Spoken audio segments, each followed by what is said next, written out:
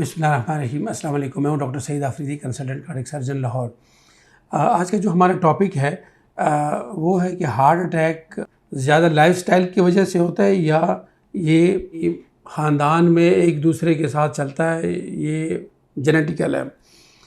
जो इसमें जो सबसे पहला पॉइंट है लाइफस्टाइल के साथ तो इसका बड़ा अमल दखल है।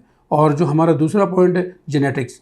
जीन्स कोई ऐसे इंसान के अंदर नहीं है जो डायरेक्ट हार्ट अटैक, यानी बाकी मसले मसाइल हो सकते हैं दिल के साथ, लेकिन हार्ट अटैक से रिलेटेड कोई ऐसा जीन नहीं है जो जिसकी वजह से हार्ट अटैक कोई रीज़न बनती हो। हाँ, मुख्तलिफ जीन्स आपस में मिल के वो एक चीज़ कर सकते हैं, जिस तरह ब्लड प्रेशर का ज़्यादा हो जाना, शुगर का होना, कोलेस्ट्रॉल का ज़्यादा बढ़ जाना, तो वो एक वजह जो है ना बन सकती है। लेकिन वो लोग फॉर एग्ज़ाम्पल जिनकी फैमिली में यानी जो उनके फर्स्ट रिलेटिव हैं, यानी माँ बाप, बहन भाइयों में से, बच्चों में से किसी एक को हार्ट अटैक हुआ है, जिसको स्टंट डला हो या उसको बाईपास हुआ हो और उसकी उम्र 55 साल से कम है, तो उसके जो फर्स्ट रिलेटिव हैं, भाई बहन, माँ बाप, बच्चे, वो सारे यानी एट हाई रिस्क होते हैं हार्ट अटैक के लिए।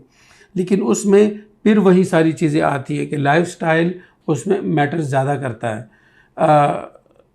जो सबसे इम्पॉर्टेंट चीज़ है, इन्हीं जीन्स को तो हम शायद चेंज हम नहीं कर सकते, लेकिन हम अपना लाइफस्टाइल तो हम अपना चेंज कर सकते हैं।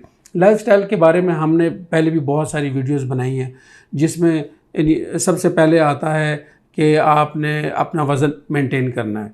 ज़्यादा वज़न हमेशा हाई कोलेस्ट्रॉल लेवल और शुगर, और यानी ज़्यादा वज़न आप समझ लो कि ये जो ना एक बीमारी नहीं है, ये बहुत सारी बीमारियों का मजमूआ है। तो अपना वज़न कंट्रोल रखना है।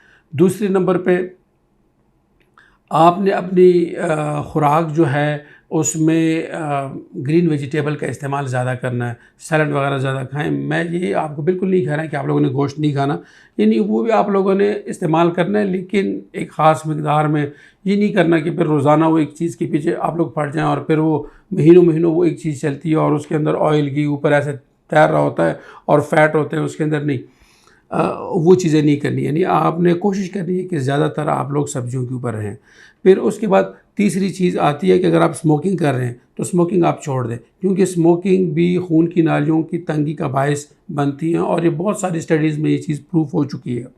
तो आपने स्मोकिंग, यानी ये भी हमारे लाइफस्टाइल में आता है ना, तो आपने स्मोकिंग अपनी छोड़ देनी है। कोई उसका फ़ायदा नहीं है, उसका जो सरासर नुकसान है, इकनॉमिकली भी नुकसान है और आपकी सेहत के लिए भी नुकसान है।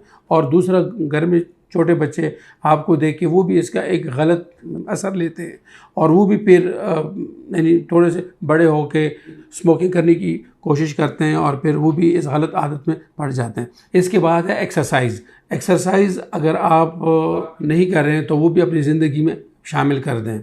अमेरिकन गाइडलाइंस के मुताबिक अगर आप मॉडरेट एक्सरसाइज करते हैं, यानी अगर आप हल्की फुल्की एक्सरसाइज करते हैं, तो वो तकरीबन 2.5 घंटे हफ्ते में आपने पूरे करने, जो तकरीबन शायद 30-40 मिनट बनते हैं रोज़ाना के। और अगर आप कोई इंटेंस एक्सरसाइज करते हैं, यानी एग्रेसिव करते हैं, तो वो आपका 1.5 घंटा पूरे हफ्ते में, यानी कम से कम यानी 4-5 दिन तो आपने लगाने हैं। वो 30-30 मिनट के, 40 मिनट के, 25 मिनट के, ये आपने अपनी ज़िंदगी में लाजमी शामिल करना है। तो ये लाइफस्टाइल की ये चेंजेस अपने लाजमी करनी है। और फिर उसके बाद अपना कोलेस्ट्रॉल लेवल अगर आपका बढ़ा हुआ है तो उसको आपने नीचे लेके आना है। उसके लिए डॉक्टर से आपने मशवरा करना है, जो दवाइयाँ मिलती हैं वो लेनी है, वो जो आपको एक्सरसाइज रिकमेंड करने हैं वो करने हैं। फिर उसके बाद शुगर जो है, शुगर एक बहुत बड़ा फैक्टर है, वो भी यानी हार्ट अटैक, दिल की खून की नालियाँ बंद करने के लिए।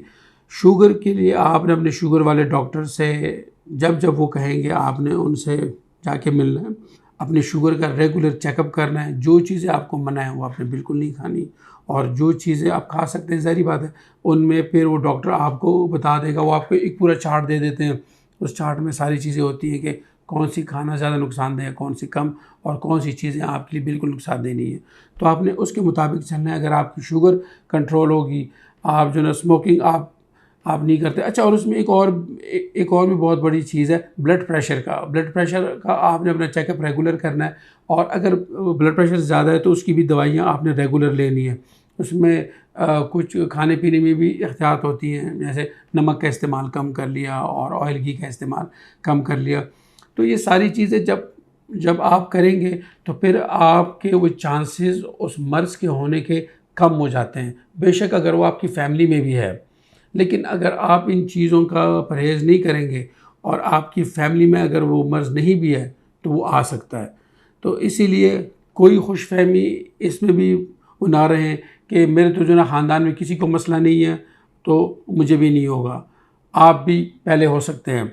और इस बात पे भी कभी जो है ना वो ना रहना कि ये तो मेरे जो है ना वो ख़ानदान में है तो मुझे तो ये चीज़ जो है ना वो होनी ही होनी है। नहीं, होनी नहीं होती।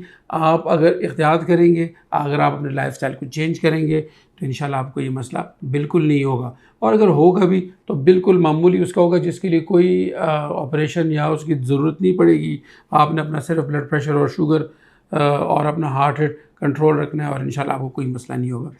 इंशाल्लाह नेक्स्ट वीडियो में एक नए टॉपिक के साथ हम आपके सामने हाज़िर होंगे। तब तक के लिए इजाज़त दीजिए। फ़ी अमान अल्लाह।